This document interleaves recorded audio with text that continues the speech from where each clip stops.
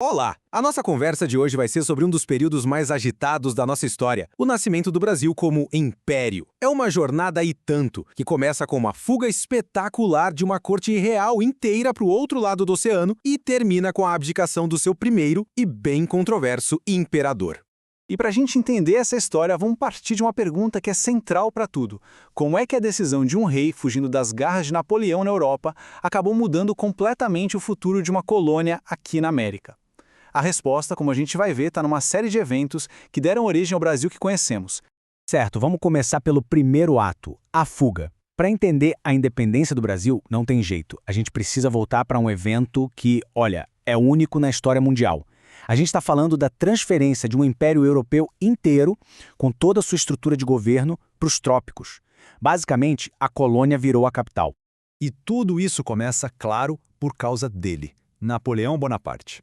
Em 1806, ele decreta o chamado Bloqueio Continental. A ideia era proibir toda a Europa de fazer negócios com a Inglaterra, sua maior inimiga. Só que Portugal era um aliado histórico dos ingleses, e ficou numa sinuca de bico. A decisão de não obedecer Napoleão selou o destino. Em novembro de 1807, as tropas francesas invadiram o país. A solução que Dom João encontrou foi, ao mesmo tempo, desesperada e genial. Botar a corte inteira, entre 10 e 15 mil pessoas, em navios e fugir para o Brasil, com a proteção da Marinha Britânica. E olha, essa viagem não foi nenhum cruzeiro de luxo, viu? Foram 54 dias de um verdadeiro caos em alto mar. As embarcações estavam superlotadas, tempestades separaram a frota e a comida e a água potável começaram a faltar. E para piorar, teve uma epidemia de piolhos mas tão forte, que as mulheres da nobreza foram obrigadas a raspar a cabeça. Foi um verdadeiro drama humano que veio antes de toda a transformação política. E o impacto da chegada dessa gente toda no Rio de Janeiro foi simplesmente gigantesco. O Rio, que era uma cidade portuária até meio pacata, sem jornais, sem universidades e com o comércio todo fechado, virou de cabeça para baixo. A colônia se tornou a sede do império, e de uma hora para outra a cidade ganhou um Banco do Brasil, o Jardim Botânico, a imprensa régia e o mais importante de tudo para a economia da época. Os portos finalmente foram abertos para o comércio com outras nações. Agora, essa abertura teve um preço, e um preço bem alto. Dá uma olhada nesse gráfico. Os tratados de 1810, que foram negociados com a Inglaterra como pagamento pela escolta na fuga, mostram quem realmente mandava no pedaço. Os produtos ingleses pagavam só 15% de imposto para entrar no Brasil. Já os produtos de Portugal pagavam 16%. Ou seja, a Inglaterra tinha mais vantagens aqui do que a própria metrópole. A gente estava só trocando a nossa dependência econômica de mãos. E com isso, a gente entra no nosso segundo ato. Todas essas mudanças que começaram em 1808 criaram um caminho sem volta. Para as elites brasileiras, que estavam ganhando muito dinheiro e poder com essa nova realidade, a ideia de voltar a ser uma simples colônia já era completamente inaceitável. O grande ponto de virada acontece lá em Portugal, em 1820. É a chamada Revolução Liberal do Porto. Os portugueses, que se sentiam abandonados pelo rei, exigiam que ele voltasse para Lisboa imediatamente. E, o mais importante, eles queriam a recolonização do Brasil. Isso significava, na prática, acabar com toda a liberdade comercial e administrativa que o Brasil tinha conquistado. Essa tabela aqui resume perfeitamente o tamanho do impasse. De um lado, você tinha as cortes de Lisboa, o governo português, querendo restaurar o monopólio e fazer o Brasil voltar a ser colônia. Do outro, o chamado Partido Brasileiro, que era formado pelas elites donas de terra, que queriam de todo jeito manter a autonomia que tinham conquistado. Eram dois projetos que não tinham como coexistir. E no meio dessa queda de braço toda, quem estava aqui era o príncipe herdeiro, Dom Pedro. Pressionado pelos portugueses para voltar, ele acaba cedendo à pressão da elite brasileira. No dia 9 de janeiro de 1822, ele desafia as ordens de Portugal e declara que vai ficar no Brasil. Esse momento, que ficou conhecido como o Dia do Fico, foi o passo que faltava para a ruptura definitiva. Então, e aqui está o pulo do gato, como explica muito bem a historiadora Lilian Schwartz. A nossa independência não foi uma revolução popular, com o povo na rua pedindo por mudanças profundas na sociedade. Foi, na verdade, um grande arranjo político. Um acordo feito lá em cima pela elite dona de terras para garantir que os interesses deles continuassem intactos. O objetivo era se separar de Portugal sem mudar a estrutura social, ou seja, mantendo a escravidão, o latifúndio e todos os privilégios. E as consequências dessa escolha são bem claras.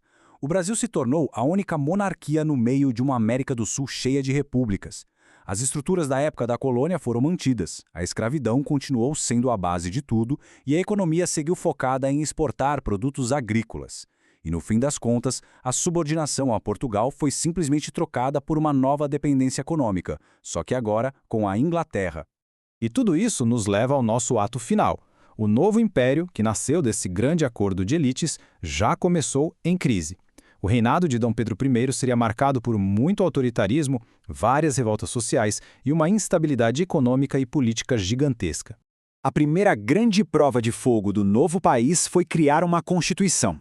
Uma Assembleia foi eleita para isso, mas quando os deputados começaram a propor leis para limitar o poder do imperador, Dom Pedro não gostou nem um pouco.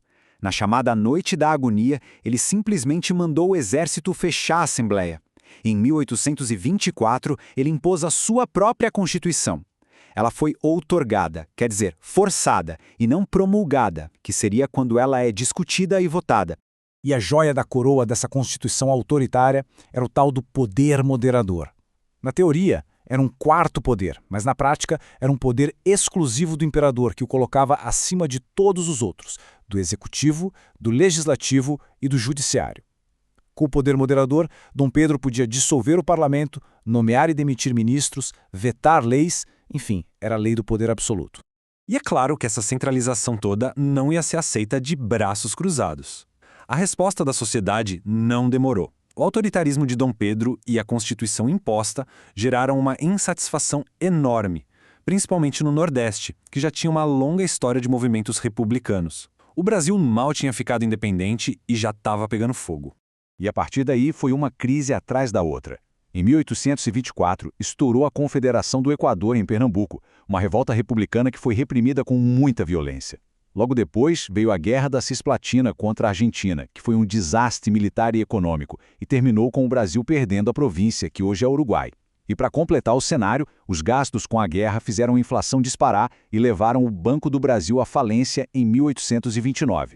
E como se tudo isso já não fosse o bastante, para que Portugal finalmente reconhecesse a independência do Brasil, o nosso país foi obrigado a pagar uma indenização de 2 milhões de libras esterlinas, uma fortuna que o Brasil não tinha. E o que a gente fez? Pegou emprestado. Adivinha de quem? Da Inglaterra. O Brasil já nasceu mergulhado em dívidas. Bom, a partir daí, a queda de Dom Pedro foi muito rápida. O fim da guerra, desastrosa, a falência do banco, o assassinato de um jornalista que fazia oposição ao governo, o Líbero Badaró, que levantou suspeitas contra o imperador, o estopim foi a Noite das Garrafadas, em 1831, uma briga generalizada nas ruas do Rio entre brasileiros e portugueses. Completamente isolado, sem apoio político nem popular, no dia 7 de abril de 1831, Dom Pedro I abdicou do trono. O primeiro imperador do Brasil foi embora, deixando para trás um herdeiro de apenas 5 anos de idade e um país à beira do colapso. E isso nos deixa com uma pergunta para pensar. Será que a abdicação dele resolveu os problemas do Brasil ou foi só o começo de um dos períodos mais turbulentos da nossa história?